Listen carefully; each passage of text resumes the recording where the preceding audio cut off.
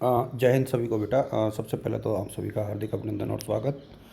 और इस वीडियो में हम लोग डिस्कस करेंगे बीए पार्ट सेकंड का जो बीए सेमेस्टर सेकंड हिस्ट्री के सिलेबस के ऊपर और उसके कुछ इम्पोर्टेंट टॉपिक्स जो आपके एग्ज़ाम में महत्वपूर्ण हो सकते हैं और कैसे आपको पढ़ना चाहिए, क्या पैटर्न है, इन सब को लेकर के इस पूरे वीडियो के दरमियान हम लोग करने वाले हैं। ध्यान रहे, अब हमने जो क्वेश्चंस हैं उसके बजाय टॉपिक्स के ऊपर डिस्कस करने का फैसला किया है और हम सिर्फ टॉपिक्स के बारे में ही डिस्कस करेंगे।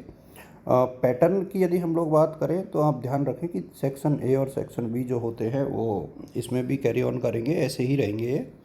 पहले सेक्शन में जो है 2-2 नंबर के 10 क्वेश्चन होंगे और 16-16 नंबर के 5 क्वेश्चन होंगे, जहां हर यूनिट से एक क्वेश्चन आपको अटेम्प्ट करना है। 2 क्वेश्चन हर यूनिट से आएंगे, टोटल 80 मार्क्स का है ये। हम लोग बात करें course title, outline of the history of western world, ये आपके पेपर का नाम है सेमेस्टर सेकंड में। और ये जो पेपर है वो अपने आप में बहुत महत्वपूर्ण है और जीके में बहुत इम्पोर्टेंट है, ख़ास तौर पे आरएस वगैरह में। तो आप लोग इसको थोड़ा अच्छे से देखना। देखिए, पहला जो क्वेश्चन है यहाँ पर रेनेसां से बनता है, यानी पुनर्जागरण। और पुनर्जागरण के ऊपर एक क्वेश्चन हमेशा से आता है। और पुनर्जागरण का अर्थ क्या है, उसके कारण क्या थे, उसका विस्तार कैसे हुआ, है ना। और पुनर्जागरण के दौरान जो है साहित्य, कला और विज्ञान का विकास जो है किस प्रकार से हुआ। ये जो क्वेश्चन है वो बहुत बार एग्ज़ाम में आया है, इसलिए इसको आप लोग बहुत अच्छे से रीड करके जाएं। और फिर जो रेनेसां यानी पुनर्जागरण है, इसके महत्व को भी आप लोगों को देखना है। एक तो यहाँ से आपको क्वेश्चन याद करना है।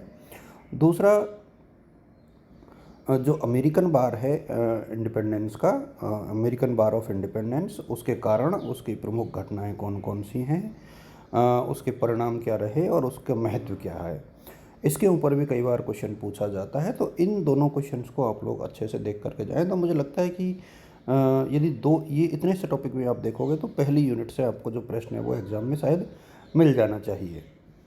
यूनिट सेकंड की हम लोग बात करें तो एग्रीकल्चर एंड इंडस्ट्रियल रिवोल्यूशन, यानी कृषि और औद्योगिक जो क्रांति है, तो यहाँ पर औद्योगिक क्रांति फोकस करना है हमें, उसके कारण और उसके परिणाम और नए वर्ग, सामाजिक वर्गों का उदय, ये इम्पोर्टेंट है। और उसके बाद हम लोग ये मान के चलते हैं कि नेपोलियन बोनापार्ट के अचीवमेंट्स और उसके डाउनफॉल के कारण, यानी उसकी असफलता के जो प्रमुख कारण है वो क्या क्या थे, यानी नेपोलियन बोनापार्ट की उपलब्धियां और डाउनफॉल। ये क्वेश्चन भी एग्ज़ाम में अक्सर पूछा जाता है, तो इसको आप लोग जो है उसी के तरीके से देखें। फिर हम लोग as of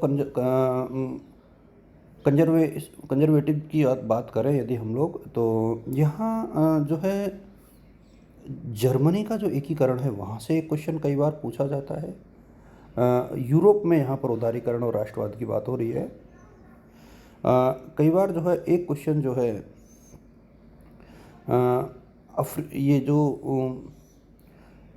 special reference to Crimean, यानी eastern question with special reference to Crimean war, तो क्रीमिया का जो युद्ध हुआ था उसका और बर्लिन सेटलमेंट क्या है, इससे संबंधित क्वेश्चन भी कई बार एग्जाम में जो है पूछे जाते हैं, ये आप लोग देख सकते हो। और यदि हम लोग यूनिट 4 की बात करें तो ये तो थोड़ा सा इसमें ज़्यादा दिक्कत नहीं आनी चाहिए, क्योंकि एक तो यहाँ पर आप देखोगे कि प्रथम विश्व युद्ध जो है उसका कारण, उसकी प्रमुख घटनाएं और परिणाम, ये तो देखो हर वर्ल्ड वार की आपको ऐसे ही याद करनी है। और उसके बाद वर्साय की संधि और वर्साय की संधि के परिणाम। इसके बाद एक क्वेश्चन यहाँ से आपको देखना है, वर्ल्ड इकोनॉमिक डिप्रेशन, यानी विश्व में महान आर्थिक मंदी, और नाजिज्म और फासिज्म क्या रहे, और वर्साय के सेटलमेंट को भी ज़रूर देख लेना। इसी प्रकार से यूनिट 5 से हम लोग देखें तो द्वितीय विश्व युद्ध, उसके कारण, प्रमुख घटनाएं और रिजल्ट, यानी परिणाम क्या रहे। और इसके बाद जो है हम एक और चीज़ यहाँ पर देख सकते हैं, वो है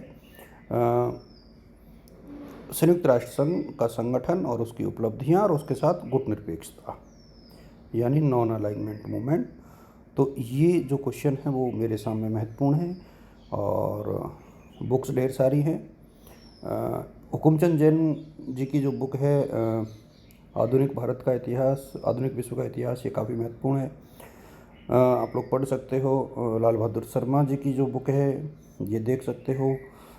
दीनानाथ वर्मा जी की बुक है ये देख सकते हो। यदि इनसे भी देखिए आपको मैटर नहीं मिलता है तो आप इग्नू की साइट पे चले जाइए। आप लोग चैट जीपीटी है, आपके पास ग्रॉक है ना, सोशल मीडिया के ढेर सारे प्लेटफॉर्म है, वहाँ से आप लोग रीड कीजिएगा। ईयर और हिस्ट्री में जो है जो चार्ट है उसका बहुत महत्व रहता है, मैपिंग का बहुत ध्यान रहता है। तो यदि आप लोग इसमें मैप का यूज़ करोगे तो मुझे लगता है आपके जो अंक हैं, आपके जो मार्क्स हैं वो बहुत अच्छे आएंगे। तो ऐसी कुछ चीज़ें हैं जो मेरे सामने आपको ध्यान रखनी चाहिए, और उम्मीद करता हूँ कि ये वीडियो आप लोगों के लिए डेफिनेटली यूज़फुल रहेगा। आप सभी को शुभकामनाएं, ऑल द बेस्ट और good luck. Thank you so much.